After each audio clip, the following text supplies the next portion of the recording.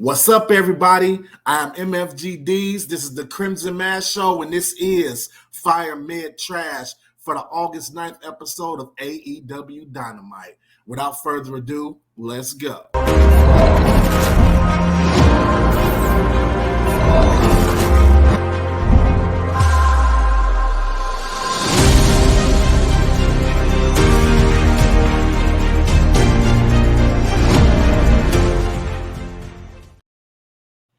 What's up, everybody? So, like we do every episode, quick housekeeping notes. It takes me about 1 to 2 days to get the AEW Dynamite episode out because simply just work duties, just every regular day stuff.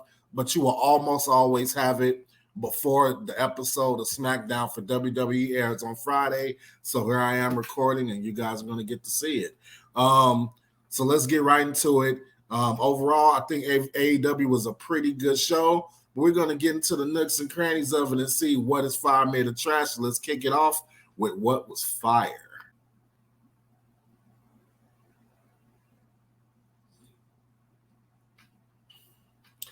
All right.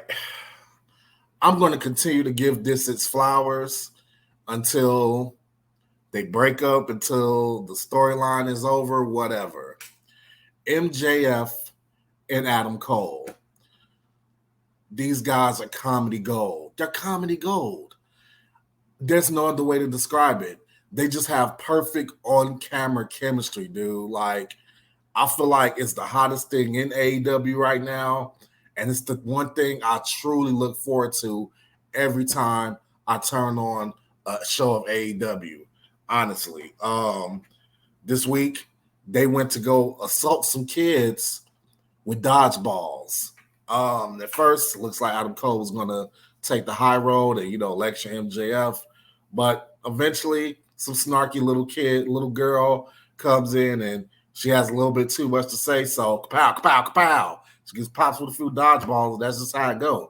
You know what I'm saying? So, that segment was fire. And then they went to the ring and did more firework, more chemistry, more just being good at what they do, which is being excellent on the microphone.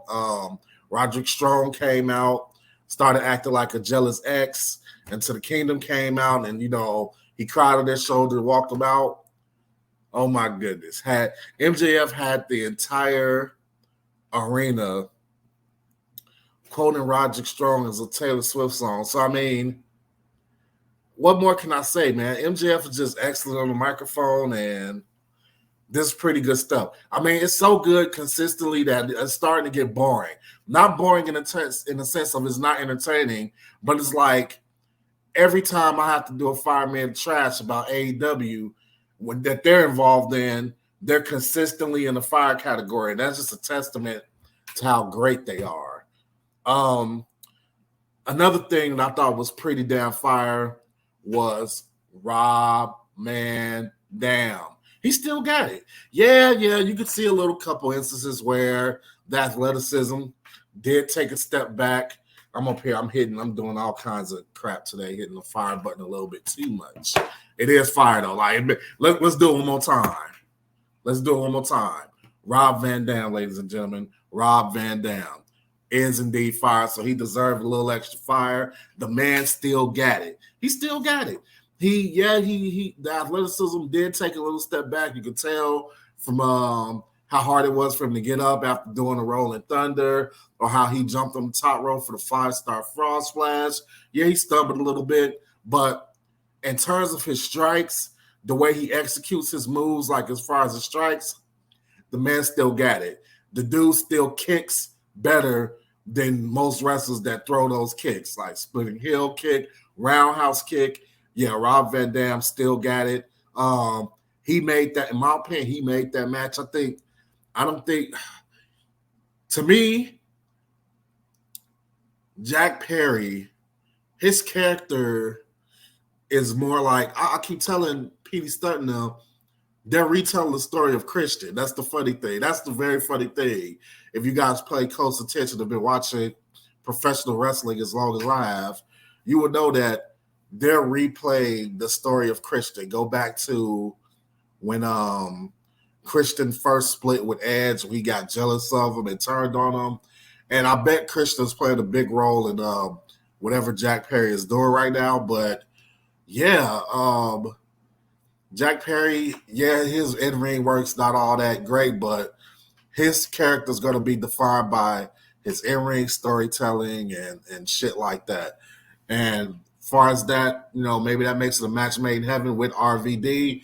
But as far as like wrestling, execution of moves, Rob Van Dam still got it. Like, you could tell he's old too, dude. You could tell he's old. He's starting to get like the old man belly and get harder for him to get up. But as in terms of professional wrestlers who are still wrestling, who are wrestling in the Attitude Era, he has to be the best, if not like top 3. He's up there with like Bully Ray, guys like the guys who you watch in the ring and you don't feel like, oh man, you really need to retire.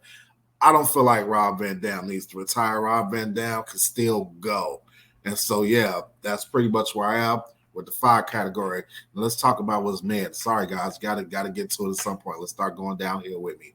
Let's talk about what's mid.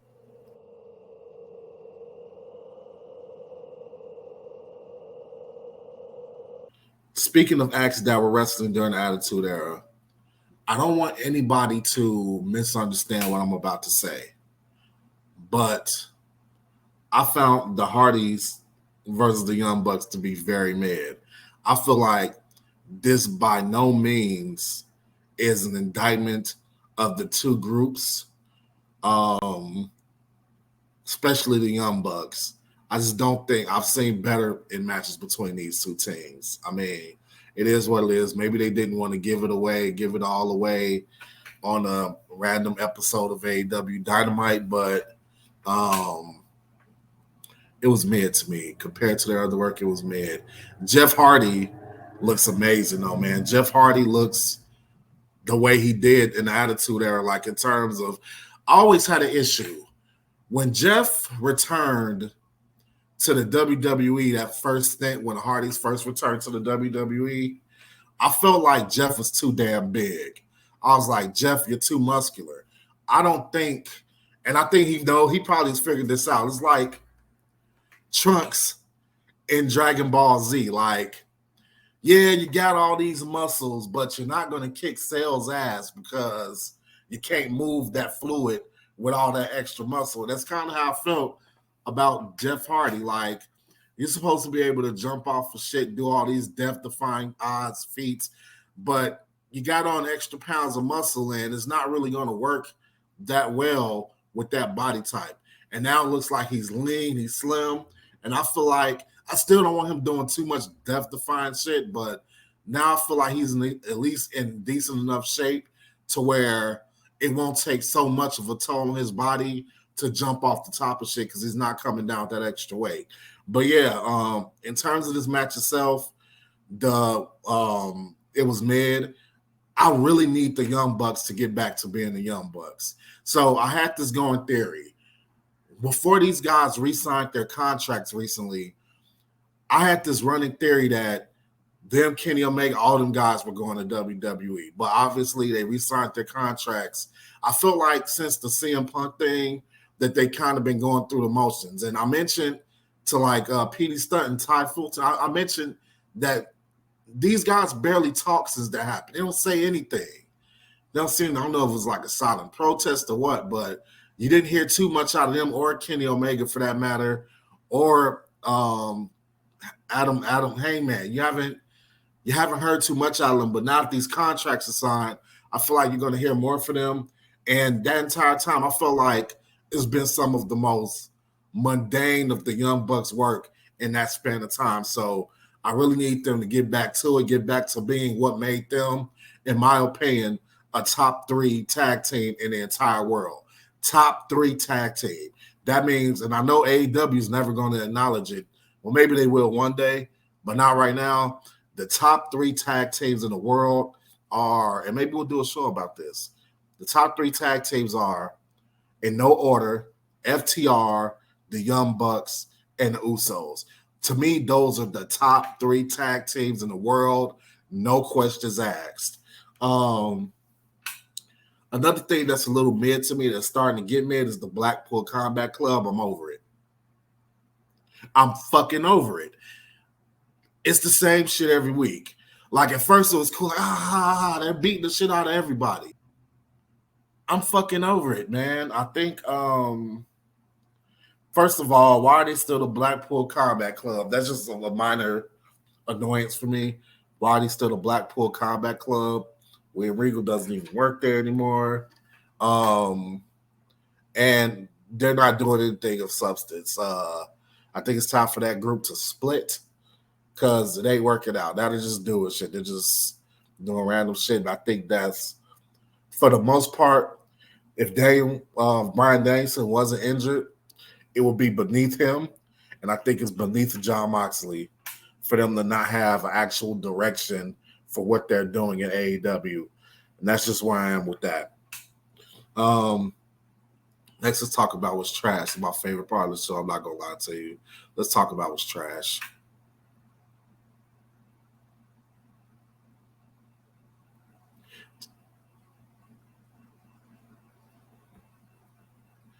Jesus Christ, the production. You know what it is, guys? I think the problem with the production this time is that I'm having a little lag with StreamYard. That's who I use. And like I'm hitting just to let you guys behind the curtain, I'm hitting the clips and it's taking longer for the clips to actually start. Where usually they're Johnny on the spot, but not today. So I'm hitting them twice and turning on, turning off. But I digress. Trash. I want to do this first because I don't want to be one of the people that's probably going AEW's women division right now. I think Karushita and Anna Jay were having a really good match. They're having a really good match, and I don't know what the hell that was at the end. It sucks that it had to be in a women's match. It sucks that it was the main event of the show, if I'm not mistaken. It was the main event, and it was marred by a stupid ending. I don't know who was at fault. I don't know what was supposed to happen or what went wrong, but that kind of just fucked up the whole match. And it's like, I feel like that happened to the women, and that could seldom, the women division of AEW could seldom afford to have some shit not end crisp. And it's just very unfortunate for the women's division of AEW and the women that had to happen. Because they did have a decent match. I just don't know what the fuck happened at the end. I'm just be completely honest. I'm going to save my last bit of energy talking about, and this won't be the first time. If you're a regular and you watch this show regularly, this isn't going to be my first time saying this. I think the Mogul Embassy is complete trash. They're not interesting. The group itself isn't aesthetically pleasing as far as like the members and how they, and the fact that they don't look cohesive. Once again, Brian Cage. I don't know if he's Sheamus from when Sheamus had a mohawk and Ultimate Warrior. I don't know. Then they got. Look, I'll put it to you like this. Make it short and sweet. If that group just had Swerve Strickland, AR Fox, and the manager, who I just really detest him. I think he's annoying, like, which I know some managers are supposed to, but like he's annoying and he sucks. And I wish he was like, I wish he was Bivens, to be honest. That would make a hell of a lot more sense to me. But yeah, Mogul Embassy is complete trash. They need to fire that entire stable into the sun. Nothing they do is interesting. Everything they have to reverse Midas touch. Everything they touch doesn't turn to gold. It turns to crap. They have individually talented professional wrestlers. Brian Cage, talented. Swerve Strickland, talented. AR Fox, talented. That stable just doesn't work. AEW has too many stables that just don't work. They need to hit the reset button on most of, if not all, these stables. The only stable that works is the Elite. And I stand on that. I did think the JAS was a good stable. I don't think if that group even still exists, the group that has Big John Morrissey, those guys. That stable doesn't work. Zay and all ego Ethan Page or with the Hardy, but that shit just doesn't fucking work. And that's why I'm at with it. Guys, once again, sorry for the production issues.